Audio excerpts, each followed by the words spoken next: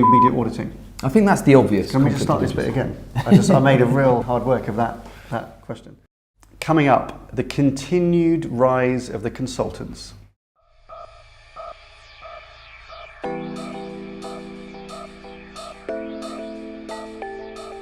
Hello and welcome to IDCom's MediaSnack, episode 76. So, do you think you know the top 10 agencies in the world? Think again. The consultants are coming. They are now 6th, 7th, 8th and 9th in the world and disrupting what was previously the big six. All coming up on MediaSnack in just the time it takes to eat a sandwich.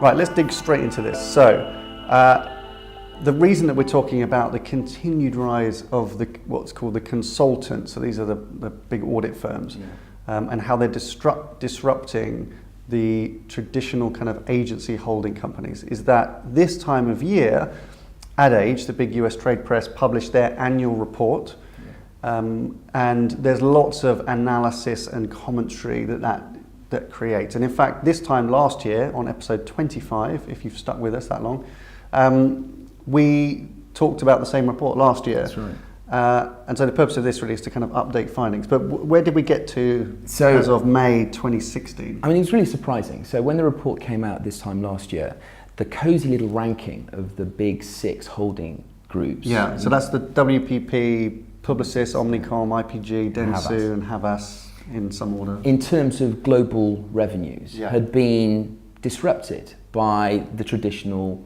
kind of consulting companies. Yeah. So Accenture were in play, Yeah. Deloitte were in play, IBM were in play, PWC were in play, Yeah. and they kind of actually split the top five, and Havas actually, they kind of nudged Havas so out. So Accenture became the fifth largest group. That's right. By revenue. By revenue, which is astonishing, right? Yeah. Given that they'd only really got into marketing communications in 2014. So it was a staggering rise.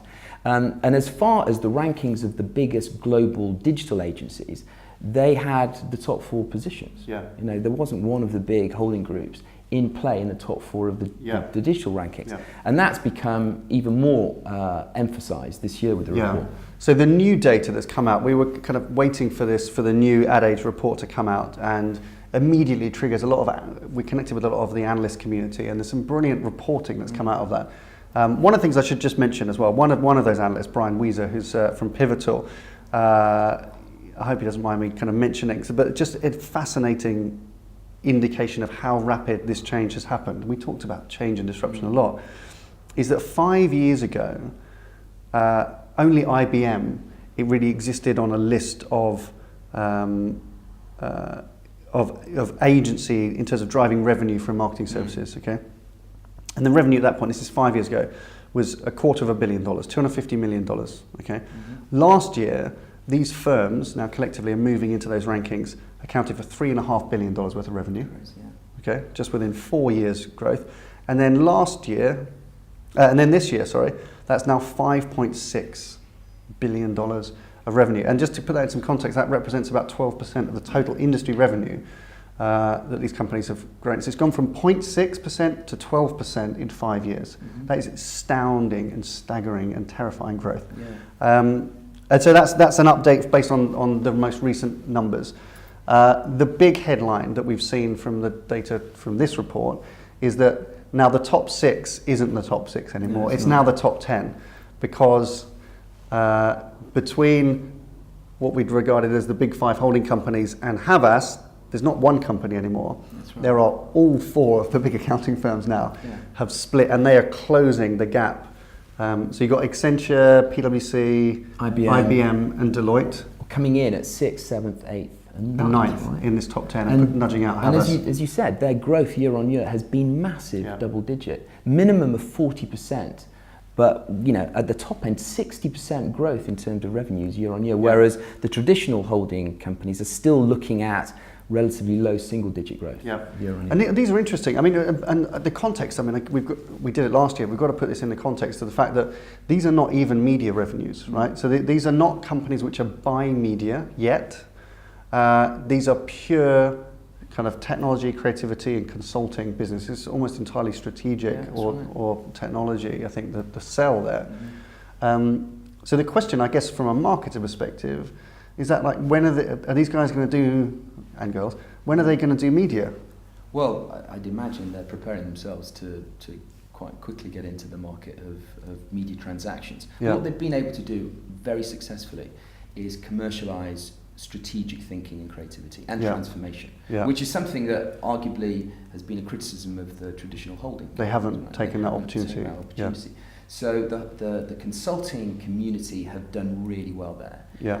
And I would imagine that they are looking on the kind of the media community and all of the challenges that the holding companies have faced when it comes to transparency and in transaction. Yeah. And when they do go to market, they will go to market with something that is smarter, better, and significantly more acceptable to the requirements of clients these days. Yeah.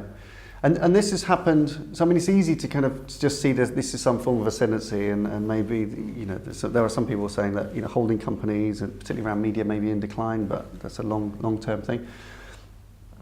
At the same time as this report comes out, perhaps unfortunately for the agencies, they're also making all of their quarter one earnings reports. That's right, and so those are all in now, so that for those the big holding companies.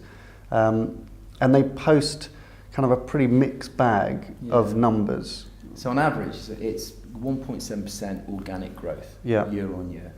Which is a significant deceleration, isn't it? Because over the last 3 or 4 years, it's kind of seemed to have dropped from about 4%, 3% to 2%, and now it's sub 2% growth. And it just feels flat, at a time when, in terms of organic growth, a couple of big account wins have kind of pushed Omnicom up and have squeezed, I think, WPP, not least AT&T and VW.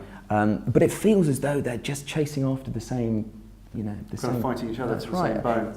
A sense of cannibalism seems to be sort of going on there. And then you have Martin Sorrell, criticising perhaps some of his competitors in terms of some of their reckless behaviours in securing that kind of business. And it just feels a little bit inward viewing. Yeah, well, let's just pick up on that for a second, because that was interesting. The comments, I think that Martin Sorrell had said that was on their earnings call. In his words were, our industry has lost the plot, and I think we assume he was losing the plot. He was suggesting that the WPP's competitors, so amongst the Publicis and Omnicom, etc., had been making kind of commercial commitments to advertisers, which maybe were unrealistic, and it's this race to the bottom that we keep talking about. And it's interesting to hear an agency leader in such no uncertain terms really now shining criticism on their competitors, their competitor agencies, for this race to the bottom. I think it's the first time that we've really acknowledged that's been acknowledged publicly. That's right. And how damaging that might be. Yeah, and perhaps it's a reaction to the fact that Omnicom had done quite well in the first quarter in comparison to less than single-digit growth for WPP, and on the back of perhaps those 2 wins, which we know were quite aggressive in their commercial requirements. But nevertheless, he's raised a significant issue in that the industry cannot keep going like this. When you have the consulting firms on the periphery, the vultures looking, big birds, circling.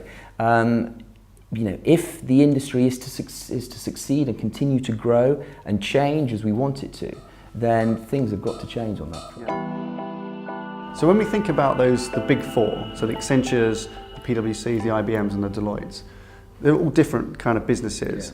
But if they were to move in, they're highly competitive without media buying.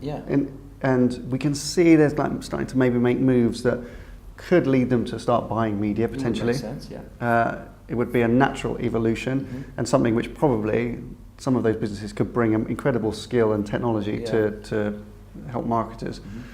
So if they start going into that space, let's think about something like an Accenture. So Accenture Interactive. Accenture also have a media auditing business, and there's been some suggestion that that's a conflict. Is that important? Does that prevent them from getting into the media buying? In my opinion, it does. I think that some of their consulting relationships would sit comfortably with the marketing services. They can manage a conflict. They do that well. Yeah. But when it comes to auditing media pricing and buying media, then I think it is a massive conflict of interest. And frankly speaking, I think it will be a really simple decision for Accenture to make. They will look at the opportunity in the market. They will look to see whether their auditing business is declining or growing, given what we do know about the dynamic of that market changing rapidly. And they will see the opportunity in transactional media. And they will make a call on where their greatest opportunities lie. And I wouldn't bet against them going into buying. So one of the really interesting things I think coming out of this is that there's more competition now. So if you're a CMO and you're observing these kind of companies getting maybe more into the media space, what is the implication for that? What do you need to be thinking? That's a good thing. So, I've talked before about, from the perspective of a client, having more options, more smarter, better options with which to make better decisions for your business is a good thing.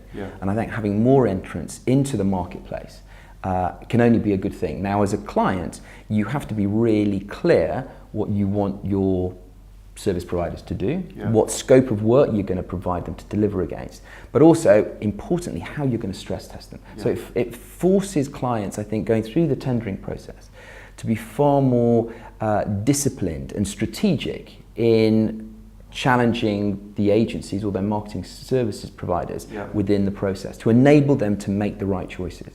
And it will force, I think, also the traditional holding companies or the networks to raise their game, because they're going to be competing with, increasingly with businesses that are just brilliant at doing that. So that means that there's kind of two impacts here. Not only are these competitive businesses and stealing business away from the agencies, the traditional agency groups, but they're changing the rules of the game. I mean, we're starting to see that already on pitches. Just the brief, as we've talked about lots of times, the brief from the advertiser is changing. Therefore, the pitch is changing. The way of working with different agencies and consulting businesses now is changing. So that's tricky for an agency CEO. You're potentially losing revenue, but also the rules of the game and the accountability, what the standards to which you're being held at are changing. But the ones that succeed will step into that. Will see that as an opportunity for change. Things can't stay the way that they are. There are just too many forces that are going to alter that. So the ones that will succeed will be the ones that will react positively to those requirements coming through from the client side. Okay, that's all for this week. Thanks very much for watching. Bye for now. Have a good weekend.